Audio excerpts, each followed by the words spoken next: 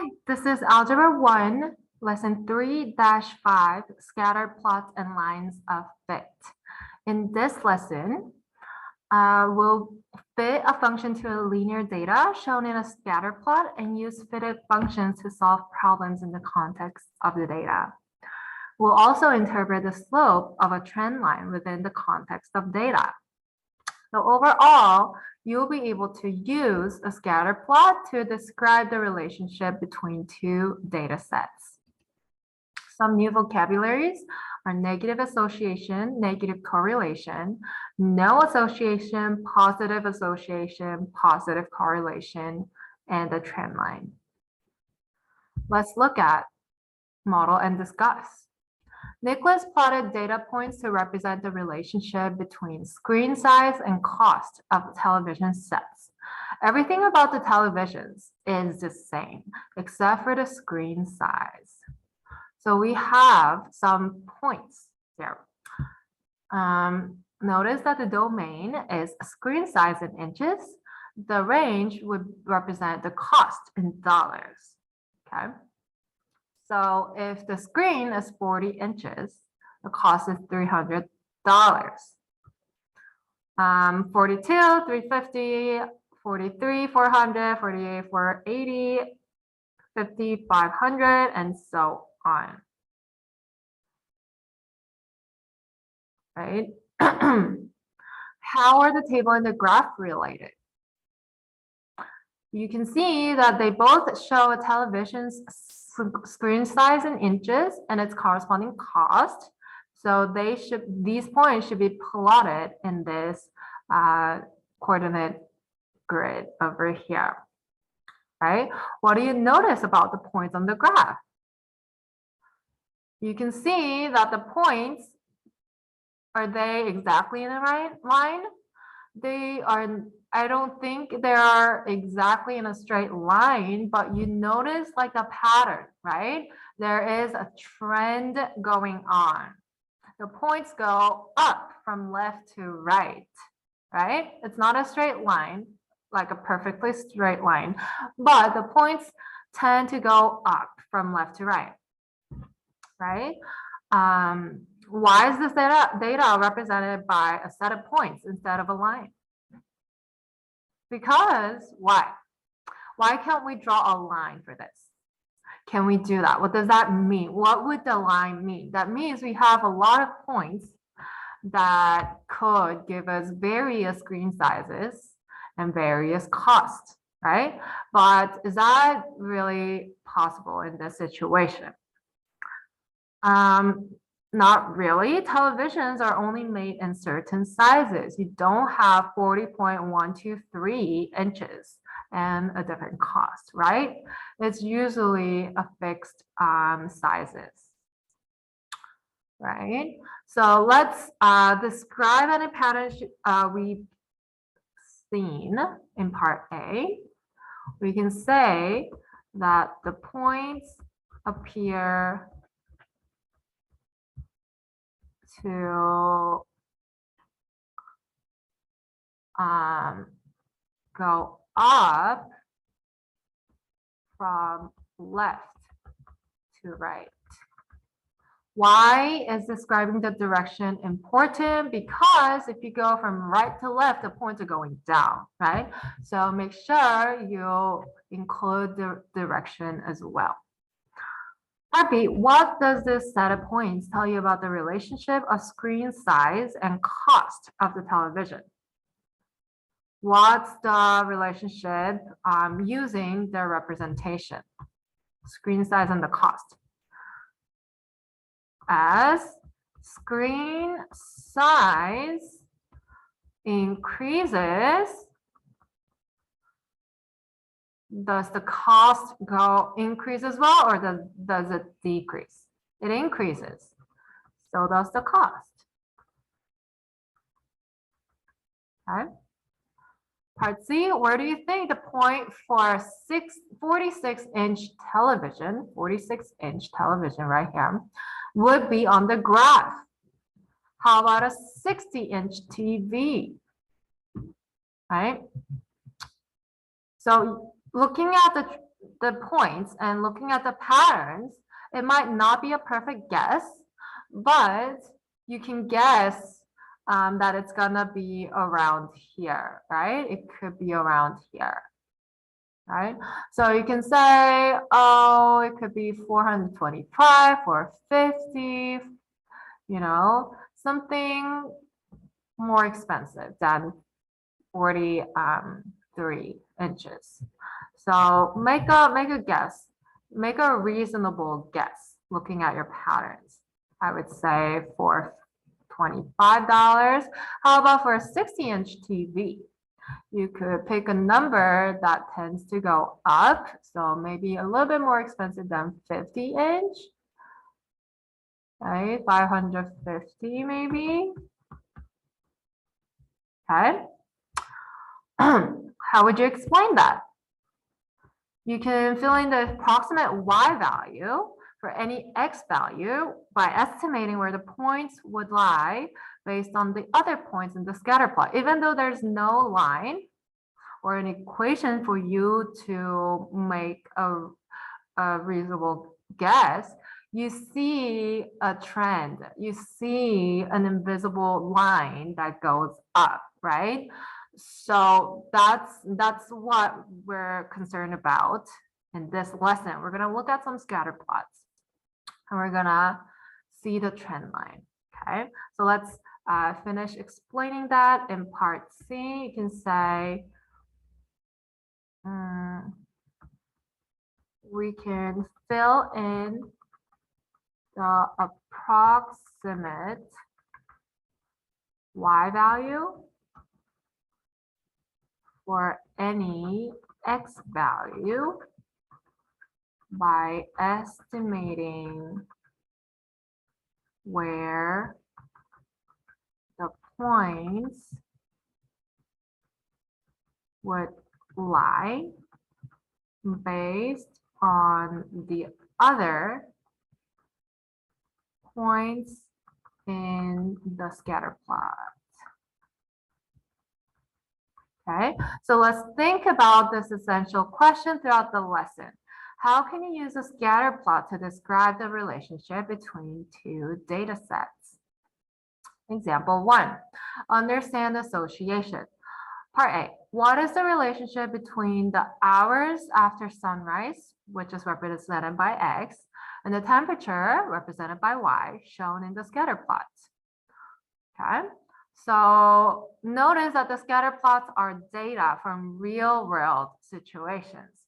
And of course, in real world, you don't have a perfect data that follows along a perfect line, straight line, right? But there are relationships that show you some trend lines, okay? So looking at these scatter plot, these points in the scatter plot, what can you say? What do you observe? What do you notice from this graph? You can say that the temperature increases over time. As time increases, temperature increases. So temperature increases over time. So this association would be called a positive association. What is a positive association? It is when y values tend to increase as x values increase, okay? When they both increase together, it's a positive relationship. It's called a positive association, okay? The hours after sunrise increase from left to right, as does the temperature. So it's a positive association, okay? Think about, why does the time start at 0, but then the temperature not? We have an origin here, but why can't we start from 0 degrees Fahrenheit? Right, the starting time is represented by 0 in the domain, but the temperature was greater than 0 at that time. So you can't just start from 0 if it doesn't start from 0. Okay. Let's look at part B. What is the relationship between the hours after sunset x, and the temperature y shown in the scatter plots. We have another scatter plot with a relationship between the time and the temperature. Okay, so this is after sunset and the temperature is dropping, right? So temperature is generally decreasing over time. When y values decrease, when x values increase, they're going opposite direction, right? This is when you have a negative association. Y values tend to decrease as x values increase. This is called a negative association. So what does this sound like? Does it sound familiar to you at all? You can link it with your slopes. If you have a positive slope, that's when you have a positive association. If you have a negative slope, it's a negative association. Okay, so look for your slopes. Part C, what is the relationship between the hours after sunset, x, and the amount of rain, y, shown in the scatter plot? Look at the data. Do you see any patterns or trend lines? What do you notice? It's really hard to tell the trend in the data, right? It's like everywhere. It goes all over the place. So there is no general trend in the data. The points seem to be randomly scattered. So does it have a relationship? You can't say there's no general trend in the data, so there's no relationship really. It doesn't really have a relationship between the time and the amount of rainfall. Rainfall could come anytime, right? So it doesn't have to follow a pattern in real life, right? So that's called no association, no relationship. Okay, so when you can see the pattern, you have either the positive association or the negative association. When you don't see a pattern or a trend line, there is no association between the two data sets. Let's look at this try question number 1. Describe the type of association each scatter plot shows. Whenever you need to describe a type of association, you have 3 answers: positive association, negative association, and no association. Okay, so come back for answers when you are done and ready. Look at part A. Is this a positive association or negative association or no association? Look at the trend line. It looks like it's going up, right?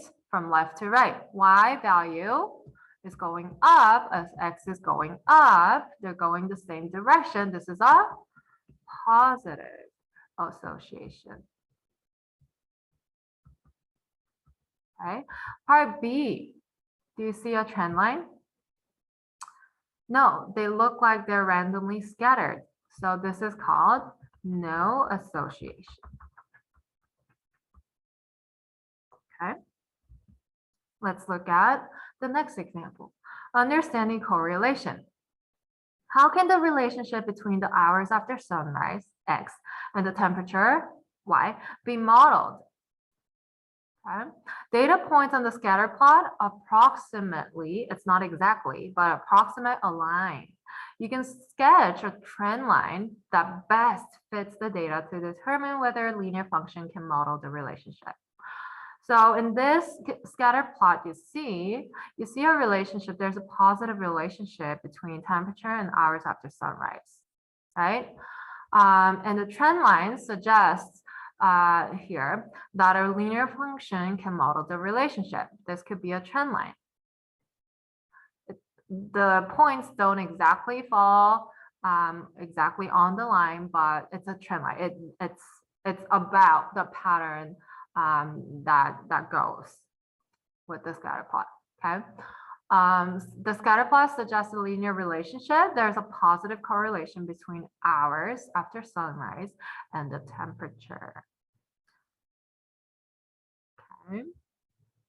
So positive association versus positive correlation are very similar. If you have positive association, you will see positive correlation because there is a linear function that has a positive slope. Okay. When data with negative association are modeled with a line, there will be a negative correlation.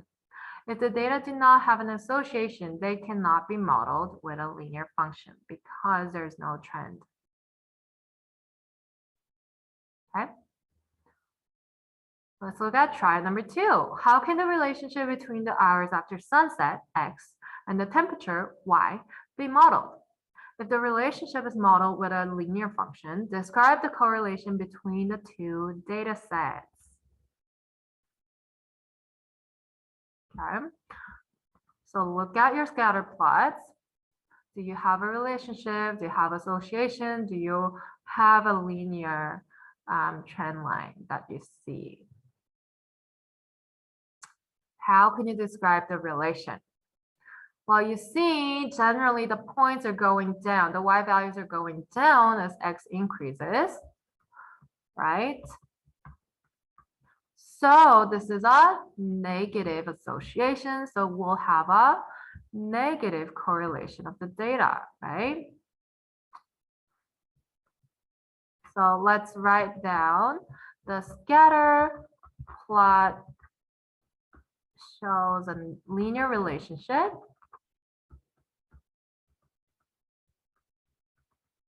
with a negative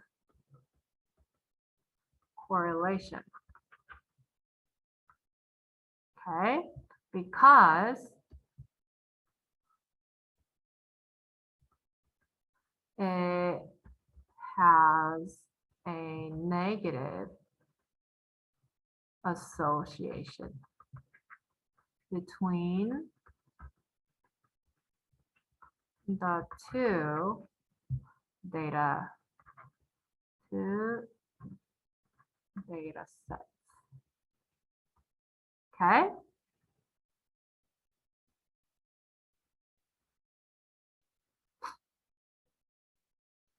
All right, example 3. Write the equation of a trend line. What trend line models the data in the scatter plot? First of all, by definition, a trend line models the data in the scatter plot by showing a general direction of the data. Notice it's a general direction. Again, it's not a perfect line that fits all the scatter plots. A trend line fits the data as closely as possible. Step 1, you're going to sketch a trend line for the data. The trend line might not pass through any of the data points, and that's totally okay. Okay, does not have to have at least one. It just needs to describe the pattern. Okay, so it needs to have a balance of points, whether the points are far away from left to right. It needs to balance out if you have a relationship. Okay. So these points, think about the relationship, think about the distances to the line, right? The distances should be about, the same on average from the other sides, from each side. Step 2, you're going to write the equation of this trend line. So you have 2 points over here, 2, 50, 16, 500. You already know how to write an equation using 2 lines. First, figure out the slope. Second, you figure out the y-intercept and use the slope-intercept to figure out the equation of the line, or point slope form if you feel that's more comfortable for you. Okay. So first of all, you figure out the slope. It might not be a perfect number. It could be messy. You could have decimals. Okay. Approximately for this line, it's about 32.1.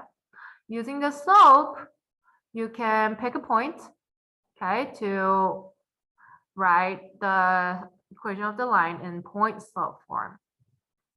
Because if you have a slope, you have a point, you can just fill it in and change it so that it's a slope intercept. The trend line that models the data is y equals 32.1x minus 14.2. Yes, in your trend line, you're going to write your trend line in the slope intercept form. You can start with whatever form you want to, which would probably be point slope formula if you don't use slope intercept form, right? But you need to write it out in slope intercept form because that's usually how we write trend lines. This trend line is one of many possible trend lines. It doesn't have to be the only way. Okay, try number 3, A and B. Let's try. What trend line in slope intercept form models the data from example 2? Try, go to example 2 and figure out the trend line from this one. Okay, you can pick some points, draw a line that represents the trend line for these points. Okay, part B, explain why there could be no data points on the trend line, yet the line models the data. Okay, so do part A first, and then we can explain B together. Back when you're ready. All right, your answers are all going to be different because you might have picked different points, and that's totally fine as long as it's not way too off, like, you know, a straight line looking like this. That's definitely not a trend line for this one, right? So I'm gonna pick 0,72, and is that 11? Yes, 11,0.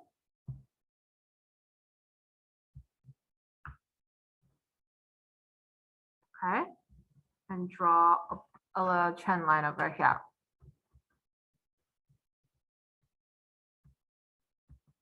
So if you pick these 2 points, then you should have slope of 72 minus 0 divided by 0 minus 11. So it's a negative slope because you have a negative correlation. Negative 72 over 11, right? And then you pick a point, either 0,72 or 11,0. I'm going to use 11,0 because it's a smaller number for x value. And so I'm going to say point slope form was what? Y minus y sub 1 is equal to m times x minus x sub 1. Right, you pick a point. I'm going to pick 11,0. So y minus 0 is equal to your slope times x minus your point, x value of your point. So y is equal to negative 72 over 11 times x minus 11. And then you multiply these out and then use the distributive property to simplify your answer, which is y is equal to negative 72 over 11x plus 72.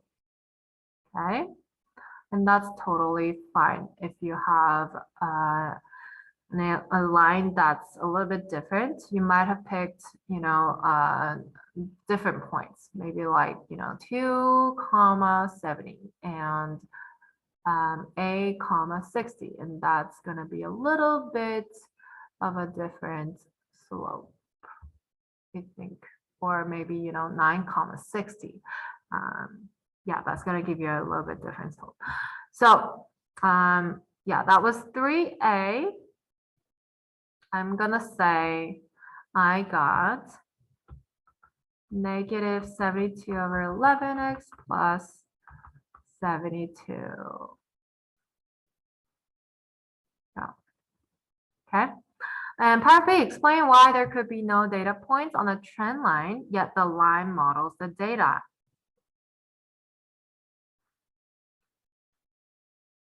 Why could there be no data points on the trend line, but it could still represent the data?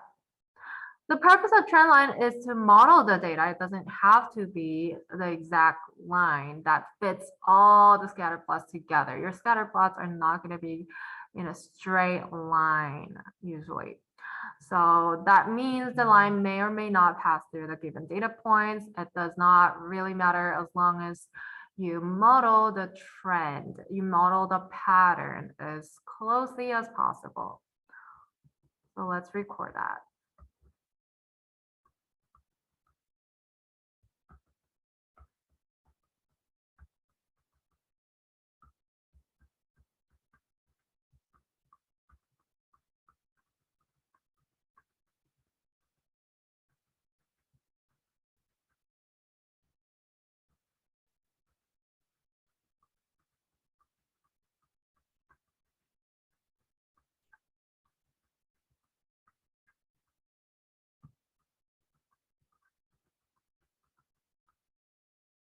Okay. Example 4, interpreting trend lines. Now we have to be able to explain, interpret the meaning of the trend lines.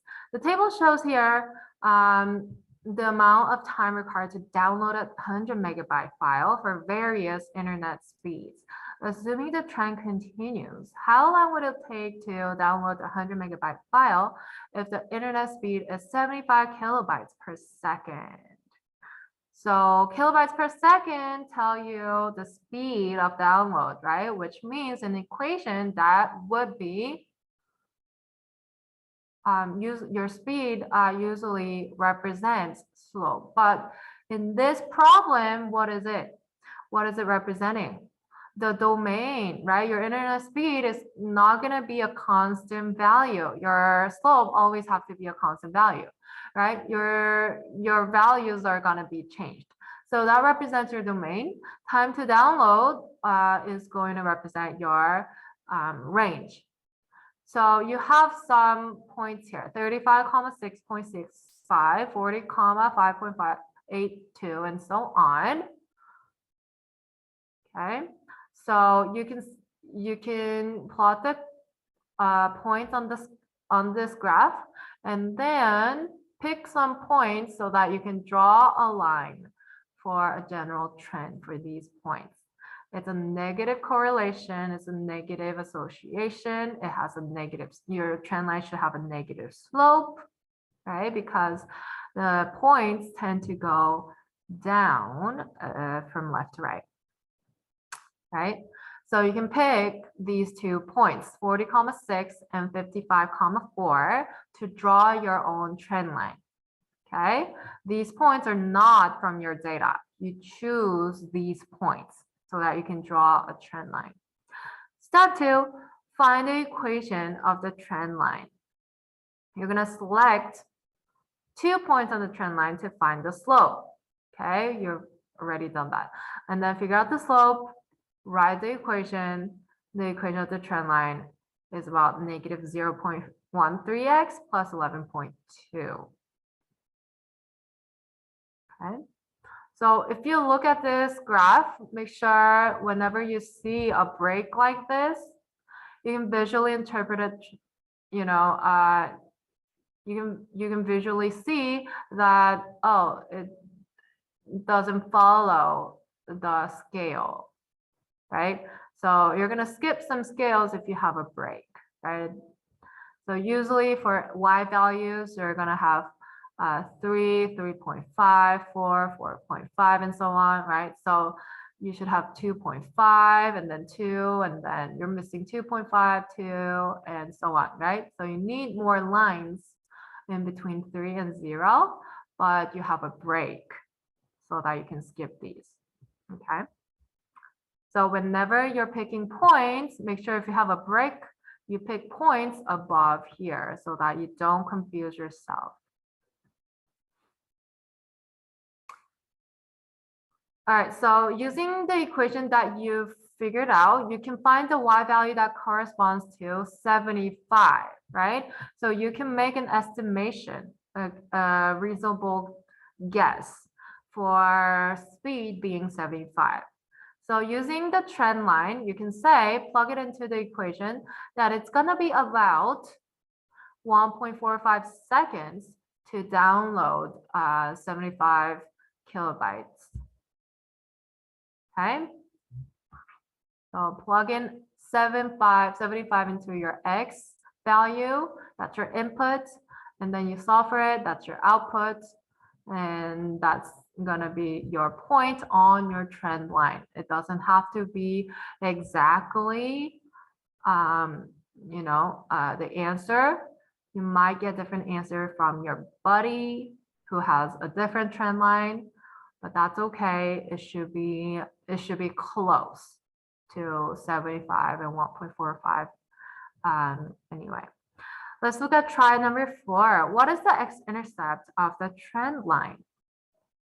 Is that possible in a real world situation? Look at the x-intercept here. You see that it goes through the x-axis exactly at 70, 0. What does this mean? What is 0? Time to download is 0, right? Because your y is 0. 70, internet speed, 70 kilobytes per second. So if you have an internet speed of 70 kilobytes per second, time to download 100 megabytes would be 0, like 0 in no time at all. Not even 1 second, not even 0.1 second.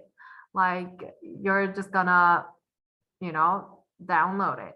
But in order to download something, you actually need time, even for like just a little bit of time, right? Is that possible? No, no time means nothing. You cannot do anything in no time. Like there's no such thing as a no time. There must be a time for an action, right? So that's not possible in a real world situation. Okay. The x-intercept is about, what was it? 70, 0.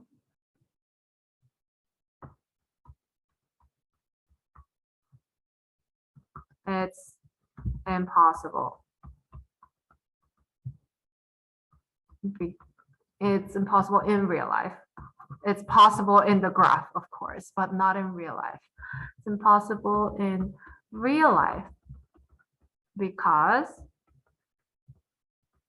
it would mean 100 megabyte file would download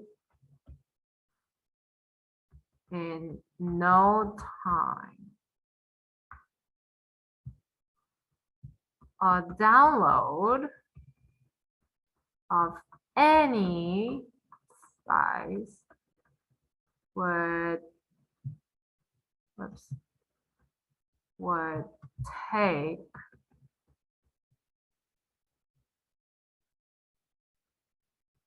at least 0.1 second, right? Okay, so let's summarize our topic 3, lesson 5. Okay. Yes, scatter plots and trend lines. So in this lesson, we've learned that positive association goes up from left to right. Negative association and negative correlation goes down from left to right. So these are the graphs of positive correlation and negative correlation. We have a trend line. You can pick 2 points that can closely represent your patterns for your scatter plots. All right, that was lesson 5, scatter plots and trend lines. I will see you in the next lesson.